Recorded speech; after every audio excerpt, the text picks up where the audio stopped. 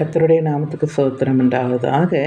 மத்திய சுவிசேஷத்தில் 10:33 சொல்லப்பட்டு இருக்கிறது, மனிதர்களுக்கு முன்பாக இயேசுவை மறுதலித்தால் நானும் பரலோகத்தில் இருக்கும் என் பிதாவின் முன்பாக நானும் அவனை மறுதலிப்பேன் என்பதாகும். மறுதலிக்கப்படுவார்கள், அதாவது நிராகரிக்கப்படுவார்கள்.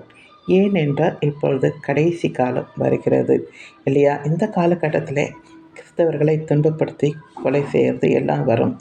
இந்த நேரத்தில் ஒருவருக்கொருவர் நான் இல்லை, அவன்தான் கிறிஸ்டின் என்று காட்டி கொடுத்து இயேசுவை மறுதலிப்பார்கள். அடிக்கும் துன்பப்படுத்துதலுக்கும் கொலைக்கும் பயந்து நிறைய பேர் இயேசுவை மறுதலிக்கிற காலம் வரும், அதாவது இடரல் அடைவார்கள். இதையெல்லாம் ஏன் சொல்லுகிறேன் என்றால், பேதுரு மறுதலித்தான், ஆனால் என்ன செய்தான்? அவன் பிறகு தன்னுடைய இதை உணர்ந்து ஆண்டவர்கிட்ட அறிக்கை செய்தான்.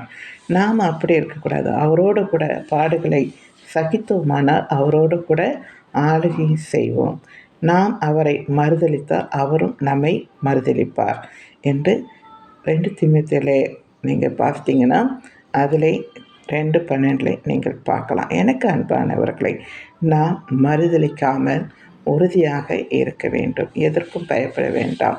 ஒரு சர்ச்சில் அப்படி தான் எல்லாம் நிறைய பேர் துப்பாக்கி எடுத்துகிட்டு வந்து, தீவிரவாதியான தெரில, துப்பாக்கி எடுத்துகிட்டு வந்து ஏசாமியுடைய சிலையுடைய உருவப்படத்தை எடுத்துகிட்டு வந்து வெளியே போட்டு எல்லா சபையில் இருக்கிறவங்களாம் வெளியே போக சொல்லி, இதை காரி துப்புங்க, இவர் கடவுள் இல்லை என்று சொல்லி துப்புங்கன்னொடனே அவன் கையில் இருக்க துப்பாக்கி பார்த்துட்டு அவன் மிரட்டுறதை பார்த்துட்டு எல்லாரும் துப்பிட்டு போனாங்களாம். ஒரு சிலர் அப்படி துப்பிட்டு போகும்போது ஒரே ஒரு பாப்பா மட்டும் என்ன செய்யுச்சு, ஐயோ கடவுளை துப்புறாங்கன்னு சொல்லிட்டு தன்னுடைய கவுனால் தொடச்சிட்டு இருக்கும்போது அவங்க அந்த துப்பாக்கி வச்சுட்டு அந்த குழந்தைய மிரட்டுறாங்களாம். அந்த பொண்ணை, இவரை கடவுள் இல்லை இவரை என்று சொல்லி துப்பு அப்படின்னோடனே, இவர் தான் கடவுள் அப்படின்னு சொல்லிட்டு அதை தொடச்சாலாம். அப்போது அந்த அந்த ஏசாமியுடைய உருவத்தை கட்டி பிடிச்சிக்கிட்டாலாம்.